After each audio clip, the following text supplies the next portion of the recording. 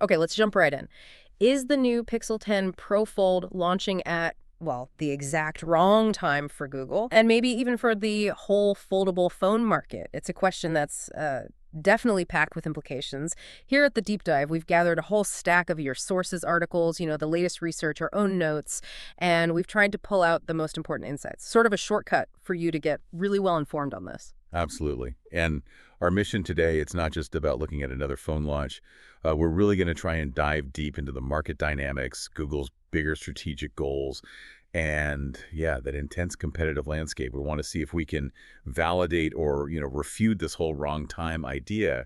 Can Google actually carve out a space, offer something truly different, especially with these challenges and that big player potentially entering soon? Okay, let's unpack that. So Google's Pixel line, it's always been more than just about selling phones, hasn't it? Our sources keep calling it a crucial platform, for showing off Android, especially the AI stuff, computational photography. It feels like it's really about maintaining platform control, maybe reducing how much they lean on partners like Samsung. Right. And what's really fascinating here, I think, is Google's long-term hardware game plan, especially with the Tensor chips. The Pixel 10 Pro Fold is set to get the Tensor G5. And that's a big deal because it's supposedly their first fully custom processor manufactured by TSMC. Ah, the TSMC link. Yeah, exactly. It's not just a minor update. It feels like a huge strategic move. They're aiming to optimize performance, power efficiency, and crucially, fix some of those past hardware issues. The modem problems, battery drain, Yeah. trying to get that vertical integration right. But okay, even with all that investment, that strategic push, the reality is Google's Pixel line still has what the sources call a modest but growing presence here in the U.S. market. Yeah, modest is the word. All right, Q2 2025, they shipped 800,000 phones. That's, 3% market share? It's up 13% year over year, which sounds okay. But then you look at Apple with 49% and Samsung with 31%. They're still way behind. And that growth, it's actually slowing down compared to 2023. Plus, the whole market's seeing tepid demand, so it's not exactly a smooth ride. Which naturally brings us to the previous foldable, the Pixel 9 Pro Fold. How did that actually do? Yeah, good question. The research consistently says it was a significant improvement, which is positive, but it still had these notable compromises. And the biggest one seems to be persistent connectivity problems. Oh, the connectivity. I remember hearing about that. Yeah, people reported terrible call quality, cellular data issues, dropped calls, sometimes abysmal data speeds, even with full 5G signal. And frustratingly, these problems often stuck around despite troubleshooting, despite updates, which strongly suggests underlying hardware or design flaws. That's not good for a premium device. Not at all. And there were other things too, like a bizarre camera preview issue. What you saw wasn't quite what you got. And they removed the ultrasonic fingerprint sensor, which annoyed some users. So you have this picture, right? Google's pouring money into hardware, into custom silicon like Tensor G5, but their last big foldable had these fundamental quality issues. It feels contradictory. It really does. And then there's this other puzzle piece our sources flagged.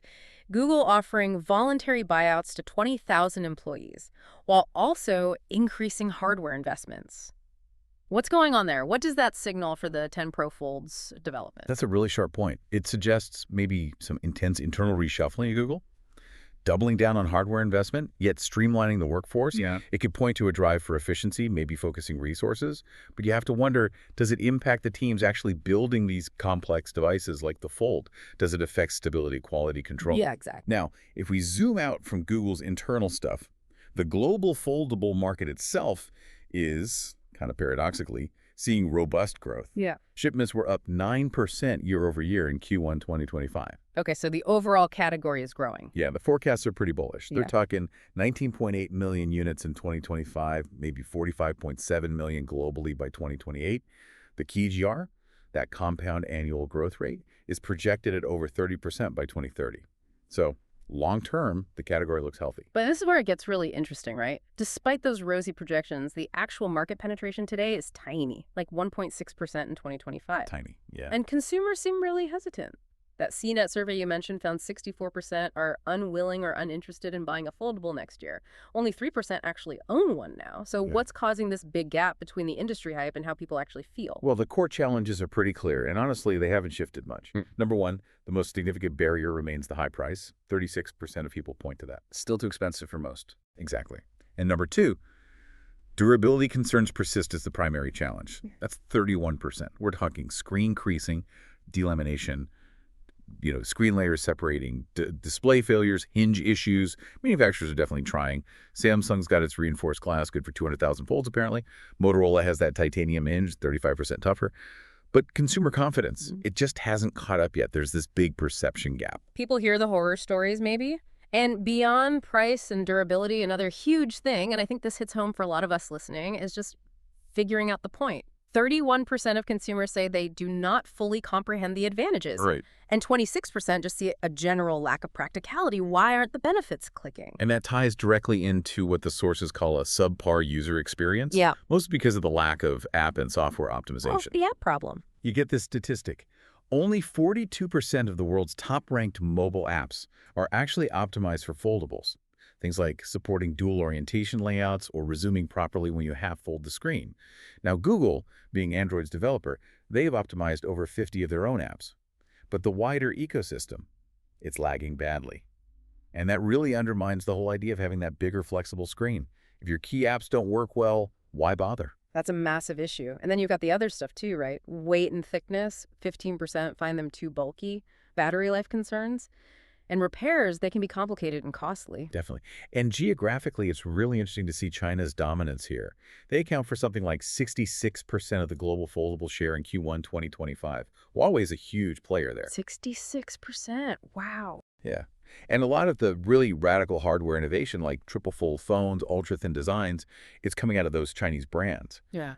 For Google, which doesn't really have a presence in mainland China, that could mean they're missing out on crucial insights, on competitive learning from the most dynamic part of the foldable market right now. That's a good point. And what about pricing strategy moving forward?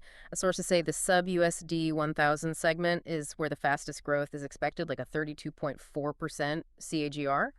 If the Pixel 10 Pro Fold sticks to that premium price, which Google's stable pricing hints suggest for the whole Pixel 10 line, well, it's going to stay a niche product, right? Targeting early adopters, missing that broader growth segment. Absolutely. Which brings us nicely to the competitive landscape. What we're seeing is this really intense hardware innovation race. Okay, who's doing what? Well, Samsung's still the leader, but their global share is actually projected to drop, maybe from 45% down to 35% by 2025. Oh. They're feeling the pressure, so they're focusing on tougher glass, more AI features in their foldables. Then you have Huawei. They're really pushing boundaries. They showed off the world's first ultra-thin triple-fold phone, only 3.6 millimeters thick when unfolded. And they've invested billions in R&D, tons of patents. Triple fold. Yeah. Honor is also gaining ground fast. They claim the slimmest foldables globally right now, 4.1 millimeter open, and they're using innovative silicon carbon batteries for more capacity. Impressive specs. Motorola is making strides in durability, that titanium backbone, boosting hinge endurance, IP48 water dust resistance, rated for 400,000 volts. Plus, they have more accessible pricing, like that $700 razor. Right, hitting a different price point. And Xiaomi is gaining traction, too. They have a hinge rated for 500,000 volts, using carbon fiber to cut weight. Okay, so you've got competitors really hammering on the core hardware. Hinges, thinness, batteries, even new form factors like triple folds. Meanwhile, Google's focus seems to be more on refinement and AI. Does that feel like a maturity mismatch? Is Google playing to its software strengths while the market still really wants those big hardware leaps and, frankly, just reliability? That's a really critical observation, I think. It's like Google's focusing on the software smarts, but competitors are still trying to perfect the physical device itself. And this leads us to, well, the elephant in the room. What about Apple? Yeah, the Apple factor. Their entry into the foldable market, expected maybe late 2026, early 2027, casts this long shadow. Rumors suggest a book-style foldable, really focusing on eliminating the crease with maybe a new hinge design. Yeah. And pretty much everyone expects Apple's entry to just massively boost consumer interest and acceptance of foldables overall. Right. Which creates this really critical window for Google, doesn't it? Roughly, 1 to 1.5 years to really make their mark, establish the Pixel Fold before Apple potentially comes in and just changes the game.